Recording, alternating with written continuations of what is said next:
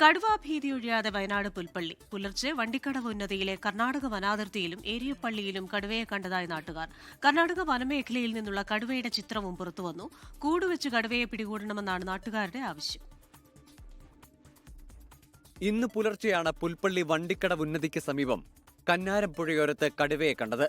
അർദ്ധരാത്രി പുൽപ്പള്ളി ടൗണിലുള്ള ഏരിയപ്പള്ളിയിലും കടുവയെ കണ്ടു.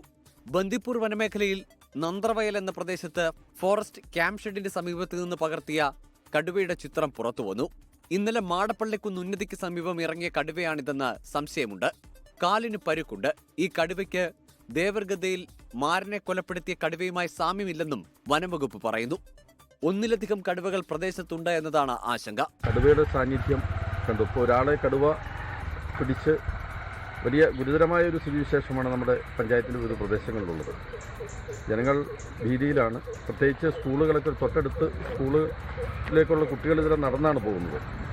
അപ്പം അതുകൊണ്ട് എത്രയും പെട്ടെന്ന് കൂടുവെച്ച് ഇതിനെ പിടികൂടുന്നതിന് വനംവകുപ്പ് തയ്യാറാവണം. മൈസൂരുവിൽ കൃഷിയിടത്തിലിറങ്ങി ആളുകളെ കൊലപ്പെടുത്തിയ കടുവയെ വനംവകുപ്പ് പിടികൂടിയിരുന്നു. വയനാട് അതിർത്തിയിൽ കർണാടക വനംവകുപ്പ് ഇതിനെ തുറന്നുവിട്ടതായും ആക്ഷേപമുയർന്നു. മേഖലയിൽ കൂട് സ്ഥാപിച്ചിട്ടുണ്ട്. ക്യാമറകൾ ഉപയോഗിച്ചുള്ള നിരീക്ഷണവും തുടരുന്നു. കടുവയെ മയക്കുവെടിവെച്ച് പിടികൂടാനുള്ള സാധ്യതയും വനംവകുപ്പ് തേടുന്നുണ്ട്. 24 വയനാട്. ലോകത്തെവിടെയായാലും ഏത് സമയത്തും 24 വാർത്തകളും ഓഗ്മെന്റഡ് റിയാലിറ്റി പാക്കേജുകളും എക്സ്പ്ലെയിനറുകളും വിശദമായി കാണാൻ ഞങ്ങളുടെ യൂട്യൂബ് ചാനൽ നിങ്ങൾക്ക് സബ്സ്ക്രൈബ് ചെയ്യാം.